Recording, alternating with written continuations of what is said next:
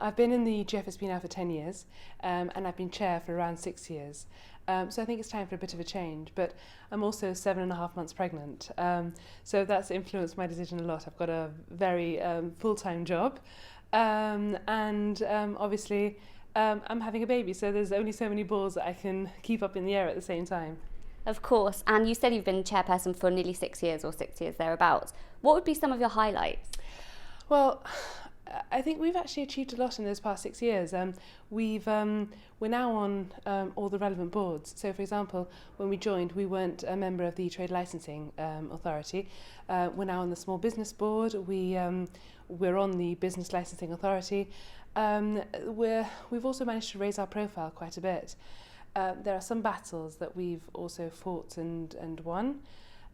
We've done programs such as Rock Chef, which has encouraged entrepreneurship. Rock Chef has actually got a couple of restaurants started with contestants from the programme. We've also seen books come out of that programme, so that was very good and very enjoyable. And we've also done the business licensing review. We've had an Office of Fair Trading put in place. We still feel that needs to be reviewed, but the important thing is that we've started the process of levelling the playing field. So if you actually pick up our manifesto from the 2011 general election, the GFSB prepared a sort of pre-election manifesto, and you go through that, we've actually achieved a lot of the things that we set out to achieve in that manifesto. And we've done it in a way that we've been fortunate enough to have a fantastic relationship with some of the relevant ministers to us. So Minister Costa has always been at the end of the phone, and he was the Minister for Small Business, for Commercial Affairs during most of my time as chair. And he's always been able to sit down and thrash things out with us so that we're able to come to a working compromise. You've received a memorandum from the government in respect of the sick note policy. Do you think if it doesn't work for your members that they'll change the policy? Well, this is an example of the way that we've been working with government. So we saw that policy when it came out late last week, and we received some complaints from members on that policy. As a result of that, we simply picked up the phone and had a conversation with the relevant minister, and we were assured that it was a pilot programme, that if our members did have severe issues, it would be open to review, and we also received an explanation of how that would work. So on the one hand, I understand the aim that they're trying to achieve with this programme. I also understand the concerns, the important concerns that our members have. We have brought it to their attention. They are very aware of it, and like they said, it's a pilot programme to see if it works. If it doesn't work, what we have encouraged our members at the AGM last night, and what we would continue to encourage our members to do, is to write to us. So if they feel that they have an issue with this, we need concrete examples of ways in which this policy isn't working, so that if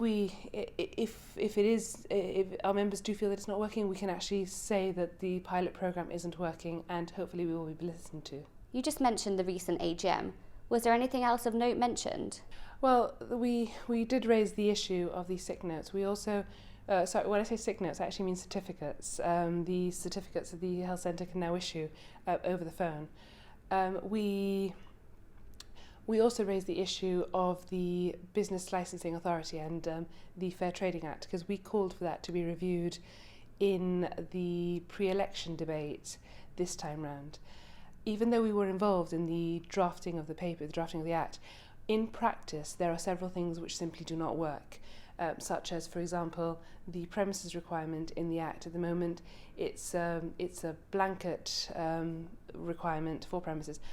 And even though our members do mainly want there to be a premises requirement in Gibraltar because it helps level the playing field, there are some examples where it simply doesn't work.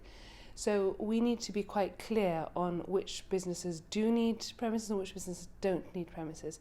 So we have asked that there's clarity on this issue, so that when you're applying for a licence, you do know what it is that you need, what criteria you need to fulfil. We've also asked for other reforms in there, such as there used to be a cottage industry exemption in the Act, so that the real small business that are making a negligible amount of turnover, you're not asked for premises and you're exempted from the requirements of the Act completely. So a few things like that we raised. And finally, do you leave the association in good shape? Well, I hope I do. I hope I do, and I leave the association, it has to be said, somewhat sadly, because I really enjoy my role in the association. And I've enjoyed the past 6 years and all the work that we've done. So I hope that the association is in very good stead. I leave it in the very capable hands of our new chair, who's taken over as from the 1st of May. So I announced it last night, but the actual resignation is on the 1st of May, and he will do a fantastic job because he has done very well working with the committee. I wish him and the board